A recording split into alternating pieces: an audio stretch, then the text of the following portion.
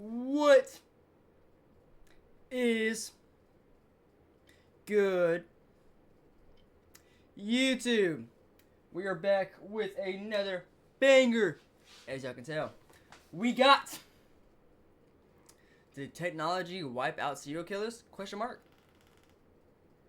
Honestly, I think so, nigga. If you compare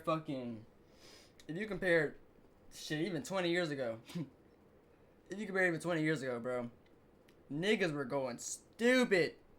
And it was for a reason. They didn't have cameras around every corner. They didn't have cameras at every store. They didn't have cameras at every household. They didn't have cameras at, feel me? I think yes, bruh. I promise you. If niggas had cameras all up in Jeffrey Dahmer's hotel or whatever the fuck his apartment complex and around his street, I promise you this nigga would have not been doing the crazy shit that he did. Yes, he would still have been a fucked up person. He probably would have tried to kill, probably would have tried to murder one person or something, but I promise you, it would have not been as bad as the shit he did. You feel me? I think so. I think yes. But let's get into the video and see what bro's talking about. Bro look like he finna spit some hot shit to me. I ain't gonna lie. Let's get straight into the video. Why is my shit not working? Are my headphones off? What the fuck? When I say I literally went to the restroom, took a shit, and came back, and my headset's disconnected. What the fuck? I take not even a 5-minute break to take a shitter, nigga, and my shit disconnected. Why is my shit off? The fuck? I ain't gonna lie. After I record most of these videos, I'm probably gonna have to charge my headset because my shit is on 30. No boo. Oh shit. Nope. Nope. I don't want to watch all that. Nope. My bad. I did not know you can move this bitch. I did not know you can move that. My bad. I'm getting distracted. My beat. What the fuck happened? I don't know where it went, but fuck it, let's get to the video. Why did the so-called golden age of serial killers come to such an abrupt end? Maybe because the world changed.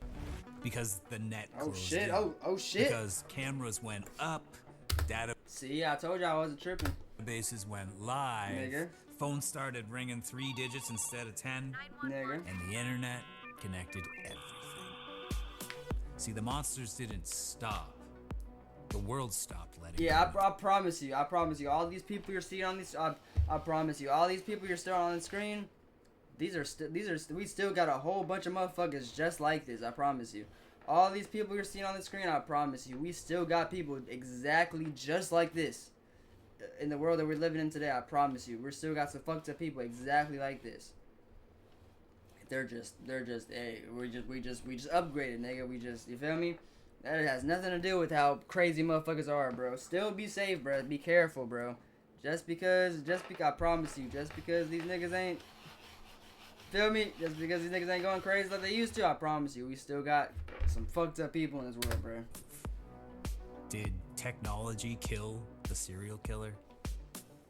Breakfast cereal. Welcome to Breakfast Cereal. My name's Josh. If you've been following along, you know I've fucking with been this building a video. series asking, where did all the serial killers go? What killed the so-called golden age of serial killers? You know, that strange, terrifying stretch in the 70s and 80s when it Just felt woke like up, dude, that's Kemper, crazy. Berkowitz, and Ramirez were everywhere all at once. So far, I've tackled lead poisoning, DNA, long-haul trucking, even the controversial idea that serial killers just evolved into mass shooters. If you're new here, hit subscribe. Check out the backlog and That's not a horrible take. You feel me? That's not a horrible take. dive into the comments because honestly, that's where half of the real conversation happens. No. There are thousands of theories down there in some cases, and I love reading through them. But today, I want to zoom out a little wider. I want to talk about technology in the big sense. The stuff that turned the late 20th century into the early 21st. Not just DNA, but everything else. Let's start with this chart, because you know I love a good chart. And if you've been around here for a little... Bro, that is fucking crazy. Oh my god. That is crazy as fuck. Bro, in 1970, throughout 19, that's crazy. For 20, damn near 20, 25 years, bro, niggas were going fucking stupid. And then we upgraded, thankfully, you feel me? We upgraded, thankfully, and, you know, them bitches slow down. I'm not gonna say it. Like I said, there's still crazy motherfuckers out here. But that y'all can't sit in my face and tell me that shit ain't changed just a little bit, nigga. Yeah, you know what I mean? While this chart is starting to look very, very familiar. Nigga. Serial killings in the U.S. peak in the late 70s and early 80s, spiking way That's above. crazy. When you really think about that, like, yes, that was a long time ago, but if you really think about it, nigga, we're in 2025. That wasn't, you feel me? That was not even 30, 40 years ago. Yes, that's a long time, but that's still as old as your grandma, you feel me? That was still your grandma's time, your great grandpa's time, your grandpa's time, your mom's time even, nigga. Like, this was still, yes, 30, 40, 50 years ago, but still, nigga, this is still pretty fucking recent, you feel me? Of anything seen before. Then, suddenly, by mid-90s, downhill, a sharp decline. By the 2000s, the line is flat. I mean, barely a shadow of its former self. Now, overlay another line. Technological adoption. Hey, Home no computers, bull. cell phones, surveillance cameras, national crime databases, the spread of 911 systems, the internet, the rise of caller ID, ATMs with cameras, even store security systems. And those two I lines, just said all that shit, bro. look, they almost cross like an X. Bro, literally. As the killers drop, tech rises. Coincidence? As we see again, maybe. But again, hard to ignore the timing. When I first started looking at this, it reminded me of my own hometown, actually, when we first started installing its first set of traffic cameras. People complained like crazy. It's like, oh, Big Brother's watching. They said it was pointless. But Not guess what pointless at happened? all. Car accidents at that intersection where they put in the first ones dropped by like almost half. I mean, not because people suddenly cared about safety, but because they knew they were being watched. Now, imagine being a predator in 1977. No cameras, no databases, no caller ID. It was like the wild fucking West. Bro, literally, you gotta think about it. They had, like, they didn't give a fuck. There was nothing to get them caught on. There was no bad to go about killing a motherfucker and their whole family, or to be a pedophile, or to be you feel me? There was no really, like, loss. If you do this, you know you're probably gonna get away with it. There's no camera. If you look around and you see no witnesses, bro, you're probably gonna get away with that motherfucker. Like, let's be dead ass. Like, let's be honest. If you, like, let's go not back to 1980s, 1970s. If you were to walk around, let's say you're a crazy motherfucker and you see a female walking on the street by herself late at night, and you look around, mind you, there's no cameras, there's no nothing, there's no type of technology systems, no type of 911's good, but it's not that good. You feel me? You feel me? If I'm a serial killer, whatever, this is like Thanksgiving for me. You feel me? Late night, let's say 1 a.m., 12 a.m., you see a female walking by herself, no one around, no suspects, no bystanders. Bro, that is like fucking Christmas Eve to them niggas, bro. That's, yes! You feel me? They just caught them one. Like, it's fucked up to say, but, you feel me? Like, they knew, like, hey, there's no possible way I'm probably gonna get caught unless there's fucking a kid looking up through his fucking window, you feel me? And I didn't see him.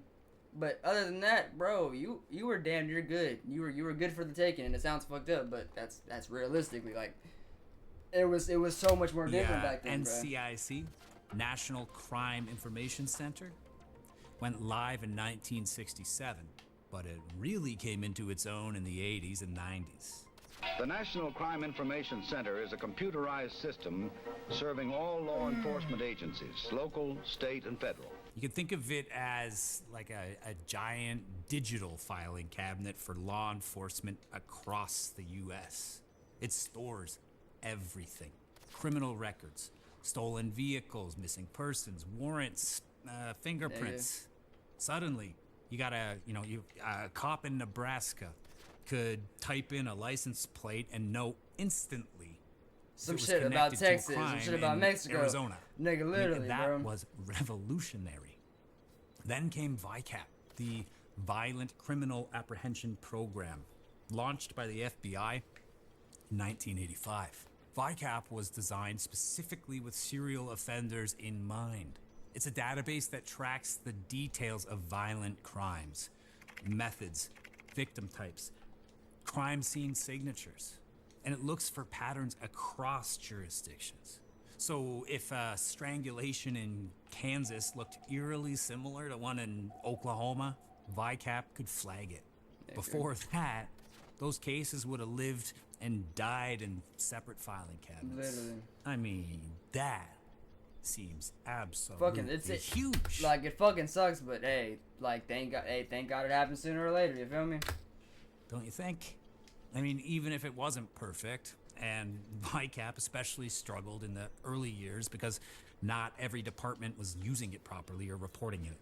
It was the beginning of a net, though. A net that got tighter every single year. Bro, what the fuck? Let's Say talk cheese. about cameras. In the 70s, you could walk down a street, grab someone, shove them into a car, and unless somebody physically saw you with their own two eyes, you were Literally, invisible. that's what I'm saying, Surveillance bro. cameras were incredibly rare, grainy if they were there, and just Okay. local. By the late 90s, though, suddenly cameras are everywhere. So look at Israel Keys. He thought he was smarter than the system. He planned meticulously, stashed kill kits across states, went to extraordinary lengths to beat the system and go undetected. But when he abducted Samantha Koenig in 2012, cameras began closing the circle almost immediately. An ATM camera caught him withdrawing money from her account. Gas station cameras picked up the car he was driving. Each frame, each timestamp, stitched together his trail. In another era, he probably would have slipped through. That's not. I mean, So here's where I think about my own childhood again. I grew up in the 90s, so when the first camcorders were becoming a little more common, my friend's mom had one of these giant ones, it was like this big. It basically had a VCR attached to it. Yeah. She'd bring it to our baseball games, and it looked like a news crew was showing up. But by the time I was in high school, cameras, they were getting smaller. We had digital cameras, right? Like those Canon PowerShots and stuff. And then a few years later, of course, phones. I can't even imagine being able to do something violent in public and not ending up on like a dozen lenses at this point. See, serial killers are predators of opportunity. Take away anonymity, and you're taking away half their hunting ground. This is 911. Do you have an emergency? It's easy to forget how revolutionary the 911 system was. I assumed it had been around like practically forever. I was pretty shocked when researching for this very episode to learn that nationwide adoption of 911, that didn't even start until the 80s. That's And it wasn't crazy. even until the mid-90s that it was like standard. Before that, you had to find a landline, know the number for the local police, and like pray to God and hope that they picked up. That's fucking wild. Oh, he's having a heart attack, quick. Somebody call 555-737-2768. Bro, nigga, literally, Like, bro. Jesus. Now add caller ID. Before the 90s, a guy like BTK could torment the police and victims' families even. Endless anonymous phone calls. Technology finally broke that tool too. I mean, imagine a serial killer somehow missed that memo. Like, imagine BTK. Hello, this is BTK calling. Says here this is Dennis Rader. Oh shit. Hey, while I got you, you know if it's possible by chance to trace a floppy disk? I mean, that's kind of funny, but it's literally how it went down, idiot. He asked the police through a newspaper personal ad, which is how they were kind of communicating, if it was possible to trace a floppy disk. Bro. Obviously, the police responded with, no, of course not. No. So dumb old Dennis sends a floppy disk to the police. Metadata immediately traced it back to a computer at Dennis's church. And speaking of computers, Dumbass. the internet changed everything. Not just for killers, but for victims too. In the 70s, if someone went missing, word traveled very slowly. Posters on telephone poles. You've seen it on movies and TV, but for real, posters on telephone poles. I mean, local news. Maybe you get a police press conference. But now, a missing persons alert can go viral in hours. Photos shared across the globe, entire communities mobilized online. I mean, look at Luca Magnotta. See, he wanted to be infamous, and he used the internet as his stage. Before he ever killed a person, he posted disturbing videos online of animal cruelty. Entire internet communities spotted the clips, debated whether they were real, and started trying to track him down. So when he murders Jun Lin in 2012, he filmed it, uploaded the footage, and then fled the country. And here's where the internet really showed its power. Interpol alerts went out, news stories raced ahead of him, and thousands of strangers on the internet picked up the trail. So if you've ever seen the Netflix documentary, this one, Don't Fuck with Cats, you know the story. A handful of amateur sleuths on Facebook went full detective mode. They froze frames, analyzed the backgrounds, tracked down items in the room, even tried to triangulate his location based on things like the style of electrical outlets. See, for better or worse, the internet made it possible for the average person to play detective. And it's not always a good thing. Vigilante internet investigators can easily misidentify people, ruin innocent lives even. But in Magnotta's case, it created a pressure cooker. He couldn't move without someone online trying to pin him down. He was finally caught by technology and his own vanity. He went into an internet cafe in Berlin, logged online to read stories. What do you think he was reading about? Himself. The clerk recognized him, called the police, and the net snapped shut. Now, here's the pushback. If technology really killed the serial killer, why do we still see cases pop up? Why do we still uncover guys like Samuel Little, who confessed to killing 90 women over decades? That's crazy. Seems to me that maybe some killers adapted. They targeted the most vulnerable, the homeless, sex workers, addicts, people society still tends to overlook. Even with tech, if nobody cares enough to look for the victim, the predator can slip through. So maybe it's not that technology ended serial killers entirely. Maybe it's just made the game harder. The careers that used to last decades now burn out in 1 or 2 murders. And that brings me to the bigger question. Did technology really kill the serial killer, or did it just change the shape of the shadows? Because every time we build a new wall, predators find a crack. DNA, databases, cameras. They close doors. I feel like that's the only thing that hasn't changed, nigga, is predators. That's the only thing that hasn't slowed down. Which obviously it probably has slowed down a little bit, but y'all know what I mean. I feel like that's the only thing that hasn't really like changed, nigga. Is we still have all these fucking predators running around, not giving a fuck if they get caught. If they, you feel me? They be, bro. I'm telling you, they be having 2, 3 charges over the same shit, and they still be trying to meet up with these little ass kids, little ass girls, little ass boys. Like, I feel like that's the only thing that hasn't changed. That has nothing to do with the technology. That's just them being a dumbass, if we're being honest. You know what I mean? But human darkness doesn't just vanish. It adapts. And maybe the scariest thought is this. For all the progress we've made, are we just fooling ourselves? Is safety real? Or is it just another illusion until the next predator figures out how to beat the system? What do you think? Did technology end the golden age of serial killers? Or are the monsters still out there, just better hidden?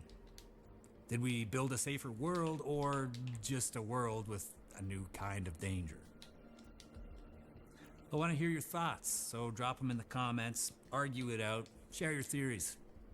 If you want to dive deeper, check out my other episodes on DNA, lead poisoning, long-haul truckers, and the idea that serial killers evolved into mass shooters. And if you're new here, hey, hit that subscribe button, because I'm not done with these questions yet.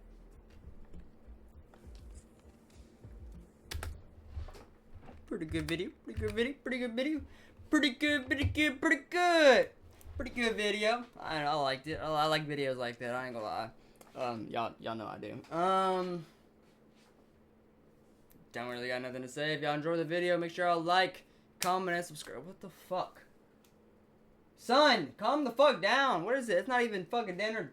2, not even finna 3 p.m., bro. Why are you so bright right now, my nigga? That bitch right here.